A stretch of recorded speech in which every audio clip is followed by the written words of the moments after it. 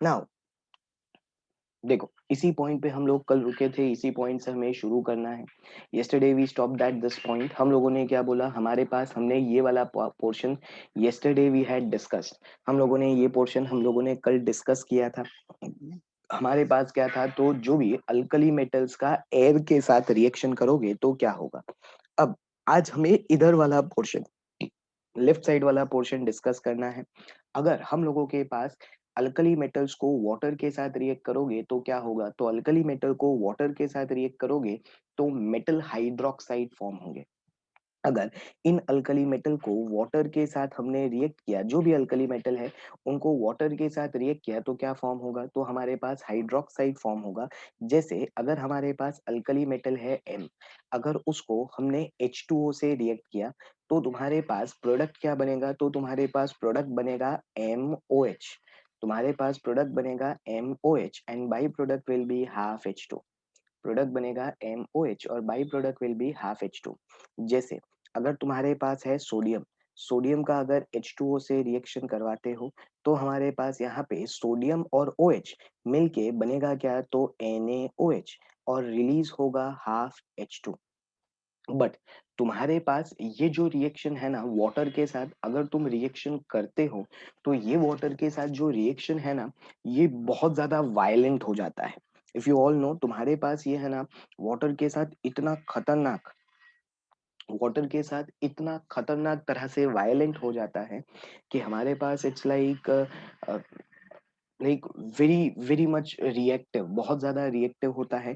यहाँ तक अगर तुम लोगों को पता हो कि अगर वाटर जो सॉरी सोडियम जो है वो डायरेक्टली अगर वाटर के कांटेक्ट में आया ना, if sodium comes in direct contact with water, सीधा सीधा सोडियम और पानी एक दूसरे के कांटेक्ट में आ गए, तो अगर सोडियम और वाटर एक दूसरे के कांटेक्ट में आते हैं ना, then it will instantly generate fire, आग लगेगी। ओके, एंड बाय फायर इसका मीनिंग मेरा ये नहीं है कि सिर्फ हीटिंग इफेक्ट आएगा, no. By that I mean कि हमारे पास literally it will catch fire and I have seen this in lab, you can also see it. But ये करना नहीं चाहिए, it can cause accident. Okay, तुम लोग थोड़ा सा भी उसमें सोडियम, थोड़ा सा सोडियम भी हम लोगों का वाटर के साथ रिएक्ट कर देता है ना, तो इट कैचेस फायर। और हम लोगों का है ना, तब हम लोग इतना पैनिक कर जाते हैं, मेरे साथ हुआ था इसलिए बोल रहा हूँ, क्योंकि मेरे पास क्या था कि सोडियम था, टेस्ट ट्यूब में रिएक्ट करवा रहे थे। हम लोगों को टीचर ने बोला था क्लियरली, जो भी सर पढ़ा रहे थे उन्होंने बोला था कि देखो कुछ भी हो जाए, जब तक पूरा सोडियम डिसॉल्व नहीं होता है, till the entire sodium is not dissolve, please do not like spill it in your basin. वहां पे प्रैक्टिकल लैब में बेसिन होता है ना, उसमें मत डालना जब तक पूरा सोडियम डिसॉल्व ना हो जाए। लेकिन जैसे हम लोग हैं, अपने को बहुत जल्दी रहती है, हम लोग फटाफट हाँ हो गया प्रैक्टिकल हो गया, तो सीधा मैंने वो टेस्ट ट्यूब बेसिन में डाल दी। अब बेसिन में डाली, पूरा सोडियम डिसॉल्व नहीं हुआ था, सोडियम अभी था अंदर, तो वो सोडियम बेसिन में गया। बेसिन में हर तरफ पानी था, वो सोडियम सीधा पानी से कांटेक्ट में आया। पानी से कांटेक्ट में आते ही सोडियम ने आग पकड़ ली, तो सोडियम लिटरली कॉट फायर। अब देखो, अब ऐसी सिचुएशन में क्या होता है, जब तक सोडियम जितना है वो जल के खत्म नहीं हो जाता तब तक आग रहेगी। या तो तुम्हें कोई और चीज चाहिए, फायर एक्सटिंग्विशर, लेकिन अपना दिमाग क्या चलता है, आग लगी है तो पानी डालना है। तो आग लगी, मैंने पानी का नल ऑन कर दिया कि और हम लोगों को इसमें और पानी डाल के इसको बुझा देते हैं, लेकिन तब क्या हुआ, तो और वाटर आया ज्यादा क्वांटिटी में, तो आग और बड़ी हो गई। Okay, so that is the point कि हमारे पास ये जो रिएक्शन है ना, ये वाटर के साथ बहुत वायलेंट होता है, मतलब it releases large amount of heat and all. Okay, और ये नीचे जाते हुए और वायलेंट, सोडियम के साथ ऐसा है, पोटेशियम रुबिडियम सीजियम के साथ और खतरनाक होता जाता है ये रिएक्शन। फिर नेक्स्ट चीज तुम्हारे पास ऐसी है कि देखो, ये तो मेटल के साथ डायरेक्टली वाटर रिएक्ट करवाने पर हाइड्रोक्साइड बनता है। अगर तुम्हें हाइड्रोक्साइड फॉर्म ही करना है, लेट्स से तुम्हारा एम है कि हमें हाइड्रोक्साइड फॉर्म करना है, तो तुम कोई भी ऑक्साइड को, if you react any oxide with your if you react any oxide with water तो भी तुम्हें हाइड्रोक्साइड मिलेगा। लेकिन तुम्हारे पास तीन टाइप के रिएक्शंस होंगे, you'll have three types of reactions. Why three types of reactions? Because oxide का रिएक्शन अलग होगा, ओके, पर ऑक्साइड का अलग होगा और सुपर ऑक्साइड का अलग होगा। अगर ऑक्साइड को ऑक्साइड को रिएक्ट करेंगे तो हमारे पास अलग होगा, पर ऑक्साइड को करेंगे तो अलग होगा, और और अगर सुपर ऑक्साइड को करेंगे तो थोड़ा थोड़ा सा डिफरेंस आएगा, बट हाइड्रोक्साइड मिलेगा। दैट इज फिक्स्ड कि हमारे पास हाइड्रोक्साइड तो मिलना ही मिलना है। सिर्फ थोड़ा सा डिफरेंस क्या आएगा, तो रिएक्शन में थोड़ा थोड़ा डिफरेंस आएगा। लेट्स से, देखो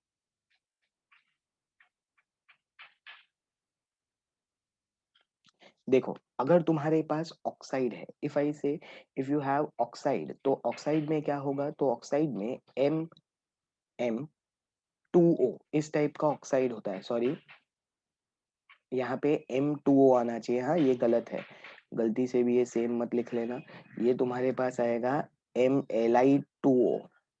ओके, Li2O आएगा, M2O आना चाहिए। ओके, तो M2O टाइप का ऑक्साइड है, उसके साथ अगर H2O रिएक्ट करवाते हो तो तुम्हें मिलता है MOH।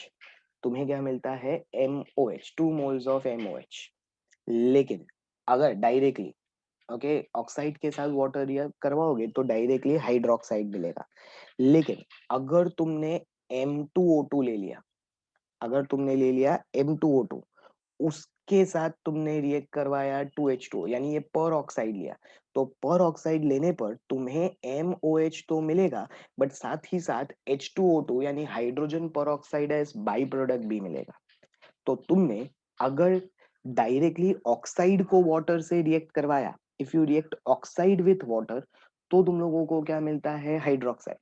पर ऑक्साइड को रिएक्ट करवाओगे तो you will get hydroxide and H2O2, and super oxide को करवाओगे ना, तो you will get hydroxide, H2O2 and O2। तीन तीन चीजें मिलेगी, लेकिन वो आगे डिस्कशन और भी है, तो ये तुम्हें ध्यान रखना है। ये सारे के सारे जो भी हाइड्रोक्साइड्स बनेंगे, Li का बनेगा हम लोगों के पास, देखो Li का हाइड्रोक्साइड बनेगा LiOH, Na का बनेगा NaOH, K का बनेगा KOH, Rb का RbOH और Cs का CSOH।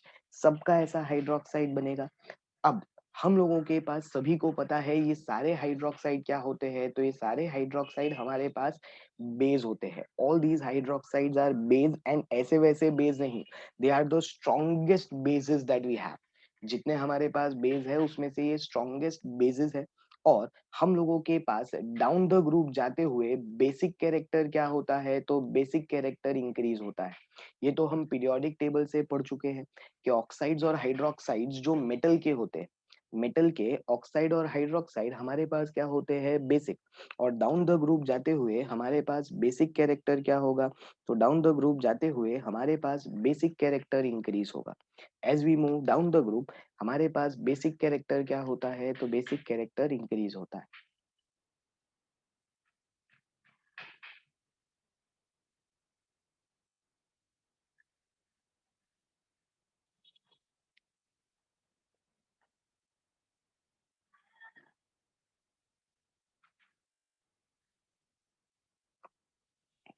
Clear everyone? तो ये तुम्हारे पास क्या है, तो ये तुम्हारे पास ऑक्साइड्स हाइड्रोक्साइड्स के बारे में ये डिस्कशन था, reaction with oxygen. I hope सब लोगों को ये क्लियर है। अब आगे, अब देखो नेक्स्ट है रिएक्टिविटी टुवर्ड्स हेलोजन्स। हम लोगों को हेलोजन के साथ रिएक्टिविटी करनी है, यानी हम हेलोजन से अल्कली मेटल्स का रिएक्शन करवाएंगे। Will react alkali metals with halogens. पहली चीज हम लोगों के पास रिएक्शन कैसा होगा, तो तुम्हारे सामने है, एमएक्स टाइप का सॉल्ट बनेगा। सॉल्ट कौन से टाइप का बनेगा, एमएक्स। जैसे तुम लोगों को इस टाइप के सॉल्ट पता है, Na और Cl मिलके NaCl बनता है, K और Br मिलके KBr बनता है, तो ऐसे MX, M यानी मेटल, X यानी हेलोजन, तो MX टाइप का सॉल्ट बनेगा। अब इस रिएक्शन को मेटल और हेलोजन को रिएक्ट करवाओगे तो MX टाइप का सॉल्ट बनेगा। और इस रिएक्शन को करने के लिए सबसे ज्यादा रिएक्टिव कौन सा होगा, तो देखो अगर हम अल्कली मेटल की बात करें तो डाउन द ग्रुप जाते हुए हमारे पास उसकी टेंडेंसी बढ़ती है। ओके, डाउन द ग्रुप जाते हुए हमारे पास उसकी टेंडेंसी बढ़ती है, यानी लिथियम है तो लिथियम, फिर सोडियम, फिर पोटेशियम, फिर रुबीडियम, फिर सीजियम, यानी सीजियम हेलोजन के साथ सबसे फास्ट रिएक्ट करेगा। Caesium will react fastest with halogen, lithium will react slowest with halogen.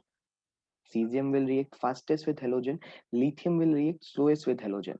और अगर हेलोजन की बात करें तो फ्लोरीन, क्लोरीन, ब्रोमीन, आयोडीन, देखो रिएक्टिविटी उल्टी है। डाउन द ग्रुप जाते हुए अल्कली मेटल में इंक्रीज होता है और डाउन द ग्रुप जाते हुए हेलोजन में डिक्रीज होता है। डाउन द ग्रुप जाते हुए अल्कली मेटल में इंक्रीज होता है और हेलोजन में क्या होता है, तो हेलोजन में हमारे पास डिक्रीज होता है। अब LiX को छोड़ के, LiX जो भी हमारे पास LiX है, LiX यानी LiF, LiCl, LiBr and Li, इसको छोड़ के बाकी जितने भी हेलाइड्स है ना, सारे आयनिक है। सारे के सारे क्या है, तो सारे के सारे हमारे पास आयनिक है। क्यों? याद करो, हमने पढ़ा था फजान रूल। एवरीवन रिमेम्बर्स, हम लोगों ने जो फजान रूल पढ़ा था, याद है सभी को फजान रूल, जो हम लोग फोर्थ चैप्टर में पढ़ चुके थे। Anyone can remind me Fajans rule? Can anyone remind me what was Fajans rule?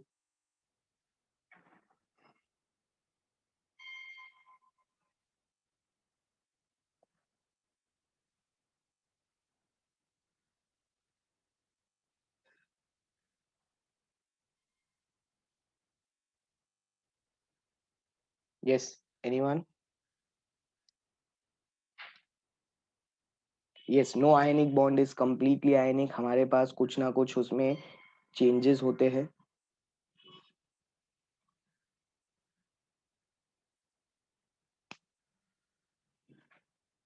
Okay, कुछ ना कुछ उसमें आयनिक में कोवेलेंट कैरेक्टर होता है। Yes, very good, very good. Okay, but देखो, हम लोगों के पास ये तुम लोगों को बेसिक आइडिया है, लेकिन फजान रूल में हम लोगों ने बेसिकली ये बोला था कि हम लोगों के पास, वी वर सेइंग दिस, कि हमारे पास क्या होगा, तो हमारे पास फजान रूल में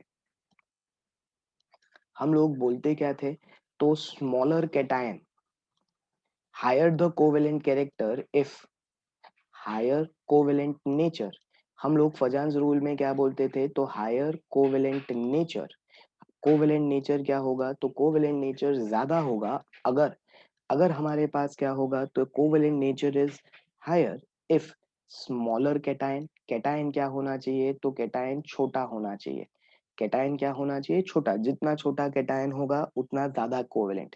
लार्जर एनायन, जितना ज्यादा बड़ा एनायन होगा उतना हमारे पास लार्जर एनायन होगा, उतना कोवेलेंट। तीसरा पॉइंट था हमारे पास हायर चार्ज, तीसरा पॉइंट था हमारे पास हायर चार्ज एंड चौथा पॉइंट था हमारे पास, चौथा पॉइंट था हमारे पास मोर इनकम्प्लीट ऑक्टेट। बट ये देखो, हमने बाकी के तीन तो डिस्कस किए ही थे, इनकम्प्लीट ऑक्टेट वाला हमें इतनी जरूरत नहीं थी। But smaller cation, larger anion, तो देखो Li, Na, K, RB and CS, इन सब में सबसे छोटा कैटायन कौन सा है? Which you think is the smallest cation that we have? तो हमारे पास लिथियम बेचारा स्मॉलेस्ट कैटायन है। तो इसी वजह से लिथियम का क्या है, तो लिथियम का नेचर हम लोगों के पास ज्यादा कोवेलेंट होता है।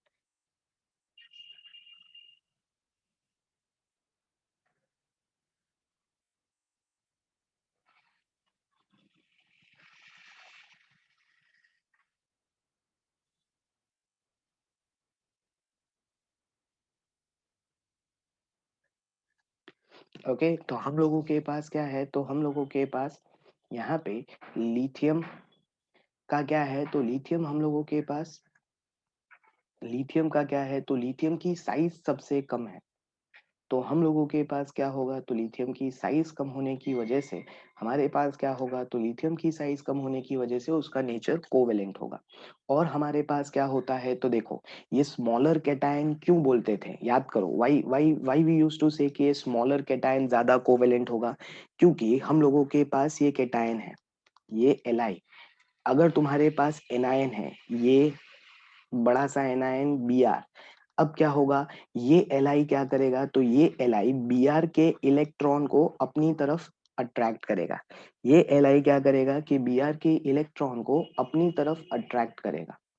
This Li will attract the electron of Br towards itself. This Li will attract the electron of Br towards itself. तो हमारे पास क्या होगा, तो हमारे पास the capacity of cation to distort, यानी ये क्या है, तो जितनी साइज छोटी होगी ये ज्यादा अट्रैक्ट करेगा, तो इसीलिए ज्यादा कोवेलेंट होगा। और जितना ये बड़ा होगा उतना ये ज्यादा डोनेट करेगा, तो हमारे पास ज्यादा कोवेलेंट होगा। तो सिंपल है, इसीलिए यही रीजन पोलराइजेशन बोलते हैं इसे।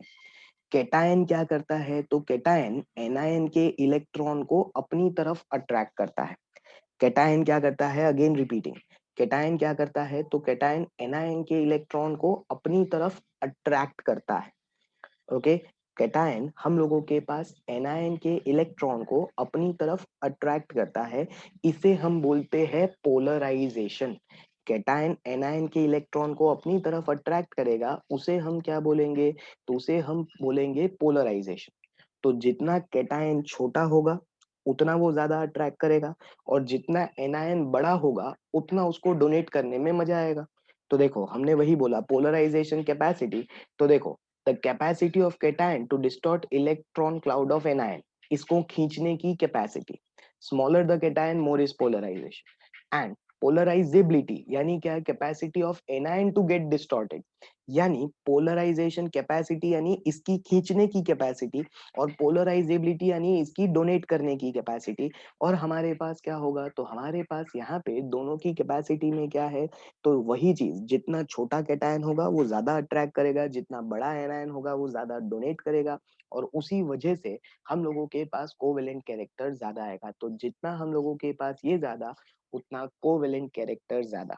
वैसे ये सब तुम लोगों को केमिकल बॉन्डिंग में हम लोग ऑलरेडी डिस्कस कर चुके हैं। ओके, अब देखो तुम लोगों को ये भी दिया है कि सिर्फ तुम लोगों को एमएक्स ऐसे ही नहीं बन सकता। यू थिंक कि तुम लोग डायरेक्टली ऐसे ही बना सकते हो, नहीं। हम लोगों के पास मेटल का ऑक्साइड लो, हाइड्रोक्साइड लो, कार्बोनेट लो, उस सब को एसिड के साथ रिएक्ट करवा दो, HX एसिड के साथ। ओके, M2O, MOH, M2CO3, किसी को भी HX के साथ रिएक्ट करवाओगे तो तुम्हारे पास क्या बनेगा, तो तुम्हारे पास बनेगा MX प्लस H2O। तो तुम्हारे पास क्या बनेगा, MX प्लस H2O। और सभी जगह जब MX बनेगा ना, तो एंथैल्पी ऑफ फॉर्मेशन नेगेटिव आएगा। ओके, एंथैल्पी ऑफ फॉर्मेशन क्या आएगा, तो नेगेटिव। फिर हर हैलाइड सॉल्यूबल है except LF, LIF and CSI। तुम्हारे पास CSI और LIF इन दोनों को छोड़ के हर एक चीज सॉल्यूबल है। तो ये दो क्यों सॉल्यूबल नहीं है, तुम्हारा क्वेश्चन होता है सर ये दो क्यों सॉल्यूबल नहीं है। तो LIF को अगर पानी में डिसॉल्व करना है ना, तो लेटाइस एनर्जी उसकी उतनी ज्यादा है कि वो डिसोशिएट हो ही नहीं पाता है। उतनी ज्यादा लेटाइस एनर्जी, देखो डिसोशिएट करने के लिए लेटाइस एनर्जी तो देनी पड़ेगी ना, तो इतनी ज्यादा लेटाइस एनर्जी है कि वो डिसोशिएट ही नहीं हो पाता है। और CSI क्यों नहीं होता है, तो CSI इसलिए नहीं हो पाता है कि उसको डिसॉल्व करने पर इतनी कम हाइड्रेशन एनर्जी रिलीज होती है कि हमें कोई फायदा ही नहीं होता, तो हमें बहुत ज्यादा हीट देनी पड़ती है। तो दोनों में रिवर्स है। इस कंसेप्ट पे हम लोग वापस आएंगे, lattice energy, hydration energy and solvation. But thermo याद है सभी को, एवरीवन रिमेम्बर्स थर्मो, याद करो सभी लोग, एंथैल्पी ऑफ सॉल्यूशन पढ़ा था। Everyone remember this, enthalpy of solution is equal to क्या होता था, what was enthalpy of solution equal to, come on anyone, anyone, हमने ये पढ़ा है थर्मो में इसलिए अभी समझा रहा हूँ। Anyone, enthalpy of solution is equal to क्या होता था, याद करो हमने ऐसा पढ़ा था, enthalpy of solution is enthalpy of hydration plus enthalpy of lattice. याद आया सभी को, everyone remembers this. Okay, enthalpy of solution is what, तो enthalpy of solution is enthalpy of hydration plus enthalpy of lattice। और मैंने तुम्हें ये समझाया था, और ये जनरल लॉजिक है कि हमारे पास अगर enthalpy of solution is enthalpy of hydration plus enthalpy of lattice, और अगर सॉल्ट को इजीली डिसॉल्व करना है, if you want that salt is easily dissolve, तो उसका मतलब ये है कि हमारे पास हाइड्रेशन एनर्जी ज्यादा होनी चाहिए और लेटाइस कम। हाइड्रेशन क्या होना चाहिए, तो हाइड्रेशन ज्यादा होना चाहिए, और तुम्हारे पास क्या होगा, तो हम लोगों के पास हाइड्रेशन ज्यादा और लेटाइस कम। तो वही चीज यहाँ पे है कि हाइड्रेशन, देखो पहले वाले में लेटाइस ज्यादा हो गया इसलिए डिसॉल्व नहीं हो पाया, और दूसरे वाले में हाइड्रेशन कम हो गया इसलिए डिसॉल्व नहीं हो पाया। तो whatever may be the reason, हम लोगों के पास वो डिसॉल्व नहीं होंगे। और लिथियम के हैलाइड्स हमने पहले ही बोला कि वो कोवेलेंट है, तो दैट्स वाई वो ऑर्गेनिक सॉल्वेंट में डिसॉल्व होते हैं, पानी में नहीं। ऑर्गेनिक सॉल्वेंट्स में डिसॉल्व होंगे, पानी में नहीं। एंड लास्टली तुम्हें ये ऑर्डर तो डायरेक्टली याद रखना है, मेल्टिंग बॉइलिंग पॉइंट किसका ज्यादा होगा, तो फ्लोराइड का, फिर क्लोराइड का, फिर ब्रोमाइड का और फिर आयोडाइड का। अभी इधर तक किसी को जो भी डाउट है पूछ लो quickly. Anyone having any doubts please ask. वापस एक बार रिपीट कर देता हूँ, लिथियम के हेलाइड्स कोवेलेंट होते हैं, बाकी सबके आयनिक होते हैं। क्यों? क्योंकि हम लोगों के पास फजान रूल में हमने बोला था कैटायन छोटा होना चाहिए, एनायन बड़ा होना चाहिए। क्यों कैटायन छोटा, एनायन बड़ा? क्योंकि कैटायन क्या करता है, तो एनायन के इलेक्ट्रॉन को अपनी तरफ अट्रैक्ट करता है। ओके, कैटायन छोटा होगा तो ज्यादा अट्रैक्ट करेगा, इसे बोलेंगे पोलराइजेशन कैपेसिटी। एनायन बड़ा होगा तो ज्यादा इलेक्ट्रॉन डोनेट करेगा, इसे बोलते हैं पोलराइजेबिलिटी। अगर ये पोलराइजेशन यानी अट्रैक्शन ज्यादा है तो कोवेलेंट ज्यादा होगा, यानी छोटा कैटायन है, बड़ा एनायन है, तो पोलराइजेशन ज्यादा तो कोवेलेंट कैरेक्टर ज्यादा। ओके, फिर सोल्यूबिलिटी की बात, तो सोल्यूबिलिटी में दो चीजें अफेक्ट करती है, एक लेटाइस एंथैल्पी और एक हाइड्रेशन एंथैल्पी। बाकी सब तो पानी में सोल्यूबल है, LiF और CSI पानी में सोल्यूबल नहीं है। हमने बोला था कि हमारे पास अगर डिसॉल्व करना है तो हाइड्रेशन एनर्जी ज्यादा होनी चाहिए और लेटाइस कम। LiF में लेटाइस बहुत ज्यादा है इसलिए डिसॉल्व नहीं हो पाता है, और CSI में हाइड्रेशन बहुत कम है इसलिए डिसॉल्व नहीं हो पाता है। This is the basic idea about this slide. Everyone clear with this? देख लो, किसी को अब कोई भी डाउट है तो पूछ लो। Anyone having any doubts you can ask.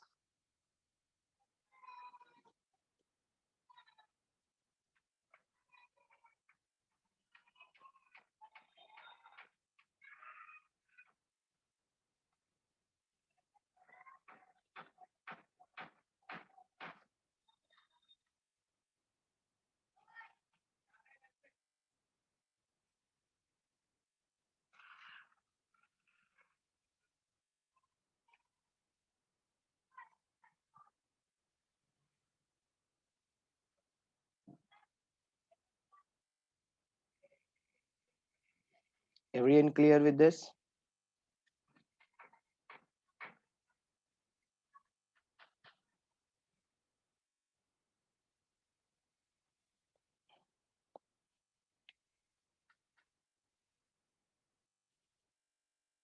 चलो देन, तो आई होप सब लोगों को क्लियर है।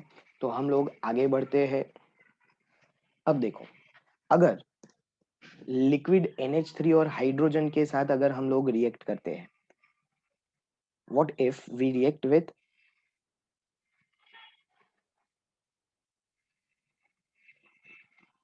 ओ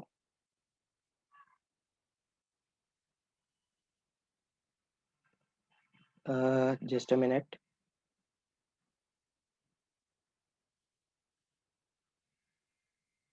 या अगर हम लोग लिक्विड अमोनिया के साथ रिएक्ट करते हैं तो तुम्हारे पास क्या होगा, तो मेटल को अगर लिक्विड अमोनिया के साथ रिएक्ट करोगे, देखो यहाँ से शुरू होता है ये, तुम लोगों को समझाने के लिए यहाँ से, this is starting from here. Metal के साथ हमने लिक्विड NH3 को रिएक्ट किया। ओके, तो तुम्हारे पास मेटल के साथ हाइड्रोजन को रिएक्ट करोगे तो सीधा मेटल हाइड्राइड बनेगा, आयनिक सॉलिड बनेगा जिसमें M+1 होगा, H-1 होगा। तो डायरेक्टली उसमें तो कुछ खास है नहीं। ओके, हम लोगों के पास क्या होगा, तो हमारे पास M+NH- डायरेक्टली मेटल और हाइड्रोजन का रिएक्शन होके मेटल हाइड्राइड बनेगा। अगर तुम्हारे पास यहाँ पे X+Y अगर NH3 से रिएक्ट करते हो तो देखो, सबसे पहले क्या होता है समझो, मेटल है अपना, अल्कली मेटल है। अल्कली मेटल का क्या होगा, तो अल्कली मेटल का आयनाइजेशन होगा। What will happen to alkali metal, तो अल्कली मेटल का आयनाइजेशन, आयनाइजेशन यानी क्या, तो वो अपना एक इलेक्ट्रॉन छोड़ देगा, बनाएगा क्या, M+। तो एक इलेक्ट्रॉन उसने जाने दिया और बनाया M+। तो हम लोगों के पास समझ में आया, देखो अल्कली मेटल्स की आयनाइजेशन एनर्जी बहुत कम होती है। The ionization energy of alkali metals is very less. इसी वजह से हम लोगों के पास वो क्या करेगा, एक इलेक्ट्रॉन छोड़ देगा, it will leave it's one electron और क्या बना देगा, तो it will form M+and 1 electron. What it will form, it will form M+ and 1 electron. Okay, तो हम लोगों के पास कंसंट्रेशन लेस देन 3 मोलार रखना है, तो वो बनाएगा M प्लस एन 1 इलेक्ट्रॉन। इस M प्लस के साथ XNH3 कनेक्ट हो जाएगा। इस M प्लस के साथ क्या कनेक्ट हो गया, XNH3, और इस इलेक्ट्रॉन के साथ कनेक्ट हो जाएगा YNH3। देखो, सबसे पहले मेटल आयनाइज हुआ, उसने बनाया M प्लस और एक इलेक्ट्रॉन। इस M प्लस के साथ एक NH अरे XNH3 कनेक्ट हुआ, इस इलेक्ट्रॉन के साथ YNH3। अब तुम्हें लगता है सर ये X और Y क्यों? हमें पता नहीं है कितने NH3 कनेक्ट होते हैं, कभी भी कितने भी हो सकते हैं। किसी मेटल के साथ 4 NH3 कनेक्ट हुए, किसी के साथ 5। वो कनेक्ट यानी सिर्फ चिपक रहे हैं। जैसे हाइड्रेशन में वाटर कैसा चिपकाया था, हम लोगों के पास कोई बॉन्ड नहीं बन रहा था, सिर्फ वाटर और जो H2O था वो एक दूसरे के साथ बस चिपक सा गया था। बस वही चीज यहाँ पे भी है, हमारे पास ये सिर्फ स्टिक हो रहा है। तो उसका कोई फिक्स नंबर नहीं है कि एक NH3 स्टिक होगा हमेशा, 2 होगा हमेशा, 5 होंगे, ऐसा कोई फिक्स नहीं है। तो इसीलिए हम XNH3 लिख रहे हैं और YNH3 लिख रहे हैं। तो हमारे पास मेटल के साथ अमोनिया रिएक्ट करवाया, तो M प्लस और एक इलेक्ट्रॉन बनेगा। M प्लस के साथ XNH3 चिपक जाएगा, Y प्लस के साथ अरे इलेक्ट्रॉन के साथ YNH3 चिपक जाएगा, तो ऐसा बनेगा, देख लो ऐसा बनेगा। अब यही सॉल्यूशन में ये एक इलेक्ट्रॉन तो खाली पड़ रहा है ना, भले ही YNH3 उसके साथ चिपका हुआ है, लेकिन वो तो एक सिंगल इलेक्ट्रॉन है। और इसी वजह से हम लोगों के पास इस सॉल्यूशन का, उस एक इलेक्ट्रॉन की वजह से इस सॉल्यूशन का कलर हो जाता है डीप ब्लू। उसी एक इलेक्ट्रॉन की वजह से हम लोगों के पास उस सॉल्यूशन का कलर क्या हो जाता है, तो उसी एक इलेक्ट्रॉन की वजह से हम लोगों के पास सॉल्यूशन का कलर हो जाता है डीप ब्लू। डीप ब्लू यानी डार्क ब्लू। ओके, और उसी एक इलेक्ट्रॉन की वजह से, एक इलेक्ट्रॉन तो है ही हमारे पास, तो उसी एक इलेक्ट्रॉन की वजह से हम लोगों के पास सॉल्यूशन पैरामैग्नेटिक है। वाई पैरामैग्नेटिक याद है ना सबको? पैरामैग्नेटिक यानी अगर एक भी इलेक्ट्रॉन अनपेयर्ड हो तो पैरामैग्नेटिक, अगर सारे इलेक्ट्रॉन पेयर्ड हो जाए तो डाईमैग्नेटिक। एंड सिमिलरली उसी एक इलेक्ट्रॉन की वजह से वो इलेक्ट्रिसिटी भी कंडक्ट कर सकते हैं, हीट भी कंडक्ट कर सकते हैं। तो हमारे पास सबसे पहले इलेक्ट्रॉन आया, वो दोनों NH3 से कंबाइन हुए। अब वो एक इलेक्ट्रॉन है जो अनपेयर्ड है, उसी एक अनपेयर्ड इलेक्ट्रॉन की वजह से डीप ब्लू कलर आया। उसी एक अनपेयर्ड इलेक्ट्रॉन की वजह से हमारे पास पैरामैग्नेटिक नेचर आया। उसी एक इलेक्ट्रॉन की वजह से हम लोगों के पास वो इलेक्ट्रिसिटी भी कंडक्ट कर सकता है। बट तुम लोगों को देख के क्या लगता है, is it a stable situation? तुम्हें लगता है कि ऐसा रहेगा सर, अपने चला लेंगे ना, उसमें क्या हुआ, मेटल के साथ XNH3 लग गया, इलेक्ट्रॉन के साथ YNH3, क्या ऐसा चलेगा? नहीं। इसको तुम लोग बहुत टाइम तक रहने दोगे ना on standing. What do you mean by on standing? यानी हम लोग इसे कुछ टाइम तक रहने देंगे, let's keep it for some time. तो अपने आप क्या होगा, तो मेटल और NH3 उसका रिएक्शन होके अपने आप बन जाएगा MnH2 plus H2। what will be formed, तो it will form MnH2 plus H2, अपने आप ऐसा बन जाएगा। क्लियर? सो हमारे पास क्या है ना, हमारे पास यहाँ पे हमने सोचा कि ऐसे ऐसे ही स्टार्टिंग में जैसे ही तुम बनाओगे तो ऐसा बनेगा, डीप ब्लू कलर भी आएगा, पैरामैग्नेटिक भी होगा, लेकिन थोड़ी देर बाद अपने आप इसमें कन्वर्ट हो जाएगा और तुम्हारे पास ब्लू कलर भी गया, सब कुछ गया। क्लियर? और देखो, इसका हमारे पास कोई एक्सप्लेनेशन ना तुम्हारी टेक्स्ट बुक में है, ये तो हम लोगों के पास अवेलेबल था तो हमने ले लिया कि अगर कंसंट्रेशन हमने ग्रेटर देन 3 मोलार ले लिया है तो मेटालिक क्लस्टर बनेगा और ब्रोंज कलर आएगा। अब ये कैसे बनेगा वो तुम्हें दिया नहीं है, तो हम उसके बारे में कोई डिस्कशन नहीं करेंगे। But this part is really important, ये जो यहाँ से ये पार्ट है ना, ये बहुत इंपॉर्टेंट है। क्लियर?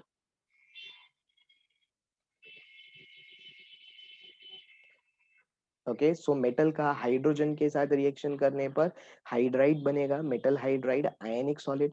NH3 के साथ रिएक्शन करने पर पहले MnH3X इलेक्ट्रॉन NH3Y अमाइड, ये NH2 के साथ कंपाउंड है MnH2, उसको अमाइड बोलते हैं। मेटल के साथ NH2 कंबाइन होके जो MnH2 टाइप का सॉल्ट बनाता है उसे अमाइड बोलते हैं। तो ये अमाइड है। ओके, तो ये तुम्हारे पास क्या हुआ, तो ये पहले बना पैरामैग्नेटिक था, वो सब था। फिर थोड़ी देर रखने पर क्या हुआ, तो थोड़ी देर रखने पर हम लोगों के पास वो हो गया MnH2 और बाकी सब कुछ चला गया। क्लियर?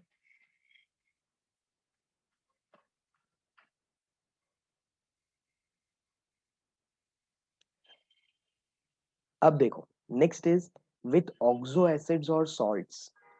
हम लोगों का अल्कली मेटल का कंपाउंड किसके साथ, ऑक्सो एसिड या सॉल्ट के साथ।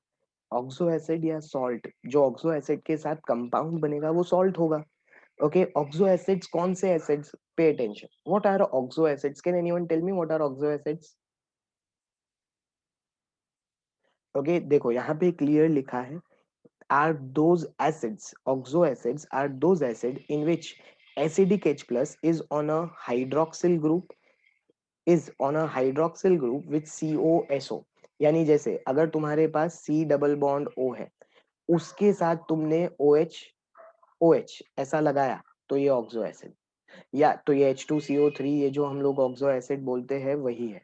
या फिर तुम्हारे पास ये S डबल बॉन्ड O है। Okay, this is your S double bond O। तो इसके साथ तुम लोग OH लगाते हो, तो ये ऑक्सो एसिड, तो ये H2SO4। तो यानी OH के फॉर्म में अपना एसिडिक हाइड्रोजन होगा। एसिडिक हाइड्रोजन किसके फॉर्म में होगा, OH के फॉर्म में। तो तुम्हारे पास ऐसा बनेगा। तो जो भी ऐसा ऑक्सो एसिड है, देखो HNO3, H2SO4, H2CO3, H3PO4, ये सब क्या है, तो ये सब के सब हमारे पास ऑक्सो एसिड्स है। ये सभी के सभी हमारे पास क्या है, तो everything is an oxo acid. अब वो मेटल को ऑक्सो एसिड से रिएक्ट करवाओगे तो ऐसा ऑक्सो सॉल्ट बनेगा। जैसे यहाँ से देखो, सिंपल है, यहाँ से तुम एक हाइड्रोजन हटा दो और M लगा दो, तो MHCO3 बन जाएगा। क्या बन जाएगा हमारे पास, MHCO3।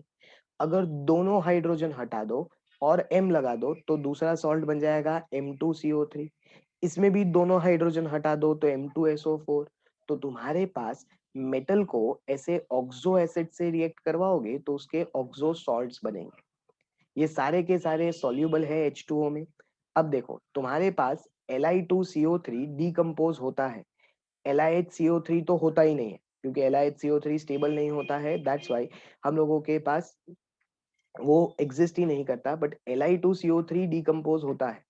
उसके अलावा हमारे पास कार्बोनेट और बाइकार्बोनेट डिकम्पोज नहीं होते। क्लियर? यानी Li2CO3 अगर तुम लोग लोगे तो वो डिकम्पोज हो जाएगा। बट जैसे Na2CO3 लिया तो क्या वो डिकम्पोज होगा, नहीं। सिर्फ ये अकेला है जो हमारे पास डिकम्पोज होता है। This is the only one which is getting decompose, बाकी कोई डिकम्पोज नहीं होगा। Clear? So this is about oxo salt. कि अगर तुम लोग मेटल को ऑक्सो एसिड से रिएक्ट करवाओगे तो देखो, जो जो ऑक्सीजन के साथ हाइड्रोजन है ना, उसे रिप्लेस कर सकते हो। जो ऑक्सीजन के साथ नहीं है उसे रिप्लेस भी नहीं कर पाओगे। तो ऐसे तुम लोगों के पास ये ऑक्सो एसिड्स हैं। तुम लोगों को टेक्स्ट बुक में जानबूझ के ऐसा देखो, जैसे मैंने बोला ना कि CO के साथ, तो तुम लोगों को जानबूझ के ऐसा लिखते हैं कि CO फिर OH ट्वाइस। तो ये पता चले ना कि CO है फिर दो OH है। ऐसे ही H2SO4 में SO2 OH ट्वाइस, SO2 और OH ट्वाइस। तो ऐसा लिखने से क्या होता है, तो ऐसा लिखने से हम लोगों के पास क्या पता चलता है कि कितने OH ग्रुप है, कितने हाइड्रोजन एसिडिक है और कितने को हम रिप्लेस कर सकते हैं।